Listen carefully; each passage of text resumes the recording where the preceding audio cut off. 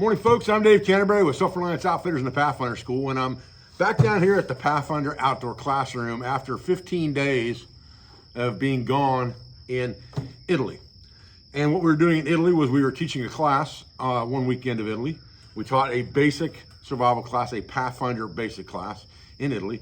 And then the following weekend, we did a basic gathering, which was the Bushcraft and Survival Italian Collective gathering. We had about 50 or 60 people at that gathering from all over Italy. We had several demonstrators and instructors there as well from throughout Italy. We did lots and lots of great things, and there's pictures of that event, pictures of that class all over Facebook, all over Instagram. If you want to go look at my pages, you can see all of that stuff. Now, we also did an event with the NDOS Sporting Federation while we were there in between those two events, and had a meeting with their vice president, talked to them at length about possibly setting up a permanent Pathfinder school within Italy so that our European customers have a place that they can go to take actual USA Pathfinder certification courses within Europe, because travel within Europe is very easy, but traveling from Europe to the US is a little more difficult. So we're going to try to set up some kind of a permanent situation in Italy in 2025. I'm working on that with my buddy Luciano Ciccelli right now, who is about to become the first fully certified Pathfinder instructor in Europe. I've had associate instructors over there before who have helped me with classes, but we've never had a fully certified instructor over there that came to every class in the US that he needed to come to and did all of his time and OJT and things in the US before Luciano Ciccelli. So he is our European instructor. We have one instructor who's done the same thing in Australia, but this guy's the only one in Europe. But what I really wanted to cover with you was the kit that I carried to Italy, because I didn't put anything under the plane. I didn't take any tools to Italy because those tools need to be put under the plane in your hold baggage. Anything you have that's sharp, like saws, knives, SAKs, multi-tools, that kind of stuff all has to go underneath the plane. And that becomes more of a hassle going through customs, going through baggage control, things like that become a pain if you've got to put baggage under the plane. You don't have to put baggage under the plane, you can basically walk right through things pretty fast. So what I did was I borrowed the tools I needed from Luciano Ciccelli, because I had sent tools over there ahead of time. He had tools over there ahead of time, and I just picked those up on the other end, and I only took things that I could carry on the plane. And other than those tools, you can carry everything you need on the plane very, very easily. So that's what I chose to do. Now, if you wanted to, you were going to camp somewhere overseas in Europe, something like that, and you wanted to take everything with you, you could easily put a bag under the plane and put your sharp instruments in that bag, and you will be fine. You'll get no hassle whatsoever. Firearms are a different story, obviously, but sharp instruments are no problem. So to that end, this is the backpack basically that I carried over there the entire time I was there. From the time I got out of the car at the airport to the time I got back in the car at the airport in Cincinnati, this bag is what I carried. The entire time we were in the woods, the entire time we were teaching, every night that we slept out in the woods, this is this pack that I carried. And I had a small roller bag that's about the same size as this backpack that had extra clothing in it, because I had clothing for 12 days. Obviously, teaching around students and being at events, things like that, I couldn't be stinking wearing the same pair of clothes all the time. And it was hard to wash and dry clothes because we were on the move all the time.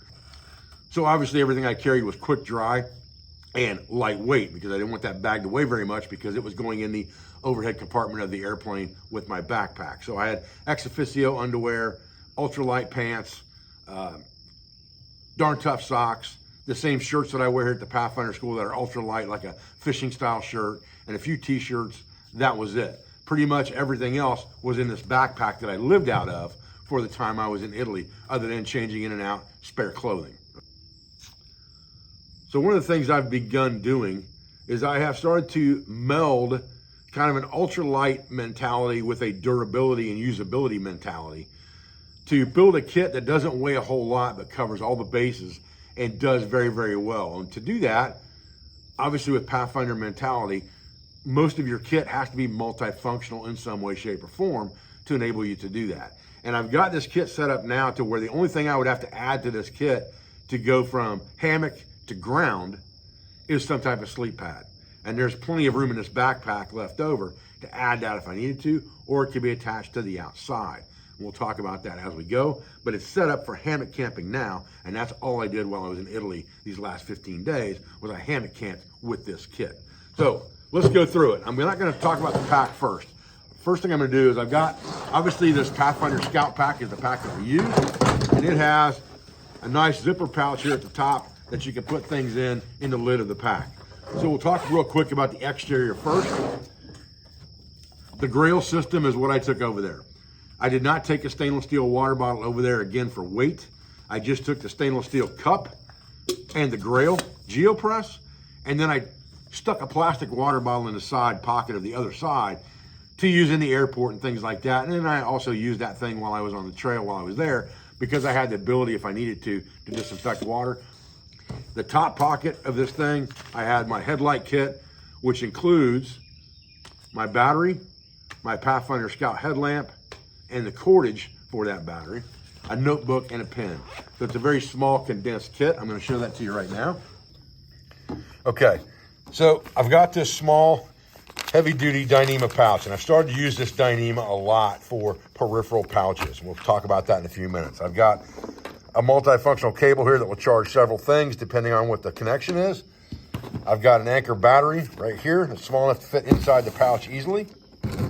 I have a Right in the Rain pen and a notebook that will fit in that pouch, and I have the Pathfinder Scout headlamp and a small mini Dyneema pouch as well, so that I can take this and put it in another pouch or haversack if I'm walking away from camp and leaving my backpack.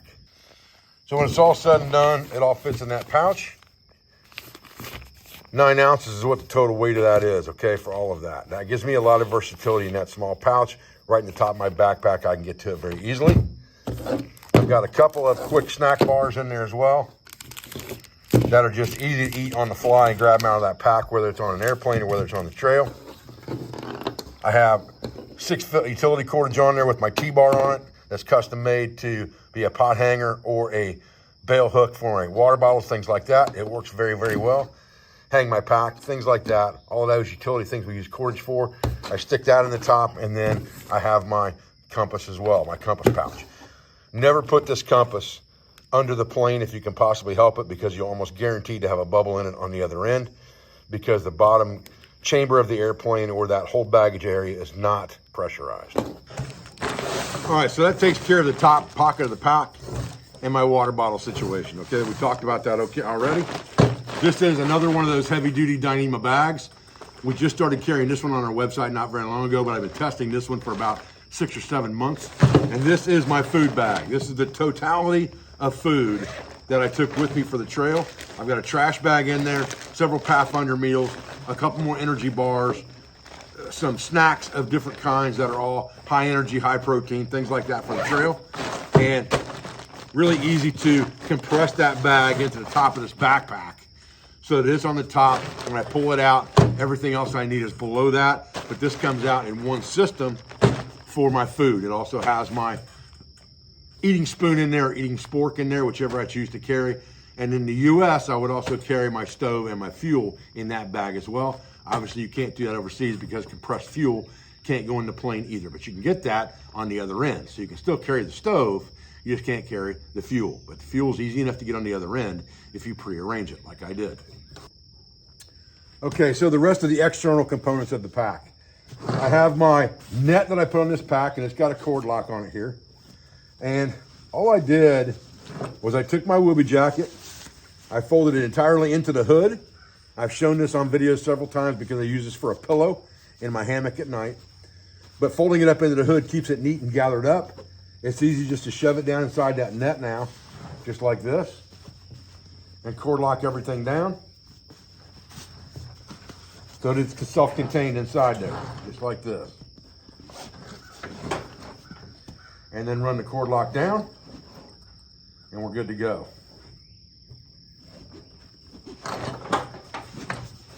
Tuck it in,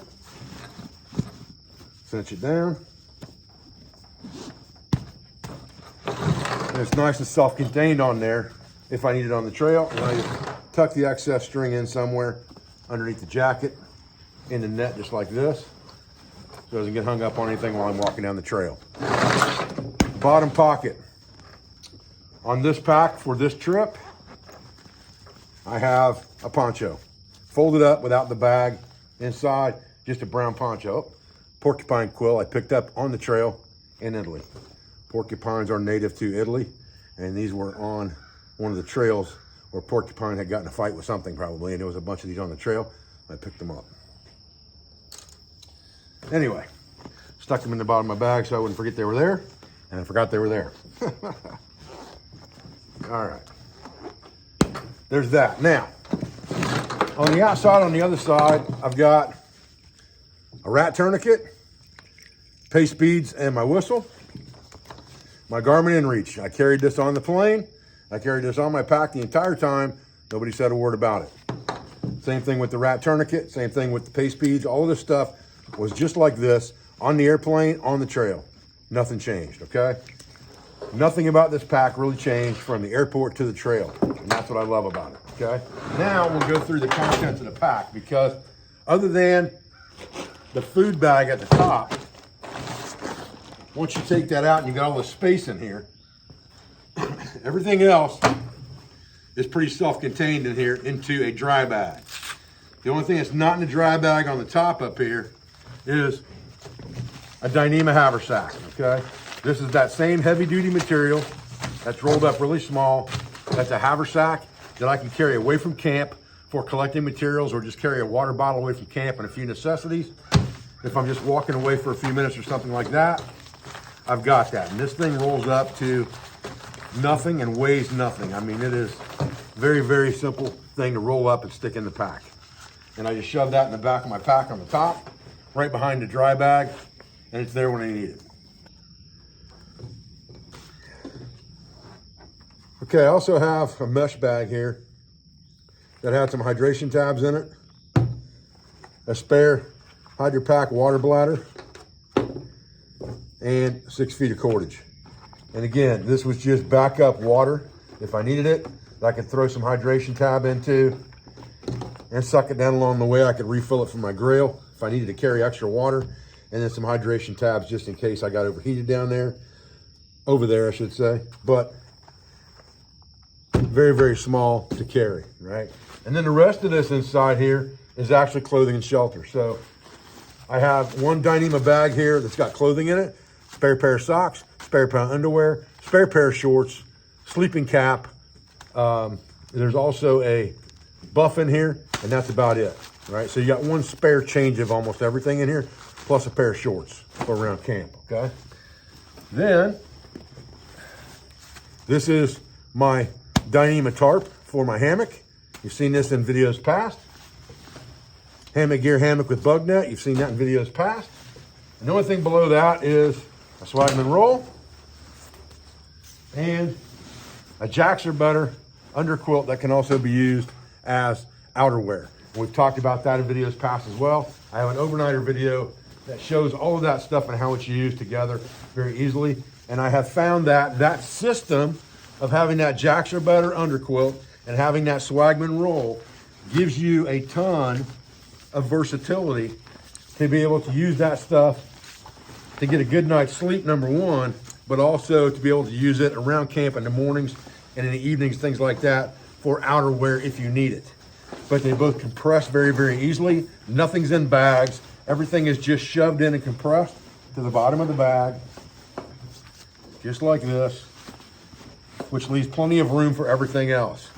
And then I have plenty of room in there to put the hammock on one side, the tarp on the other, squeeze it down inside there, or the clothes bag, excuse me. The tarp is on top. That's usually the first thing I get out. When I'm done with that, generally everything that's here gets put into this dry bag now, and the dry bag gets folded up. So that keeps all of my camp gear completely waterproof, just like this.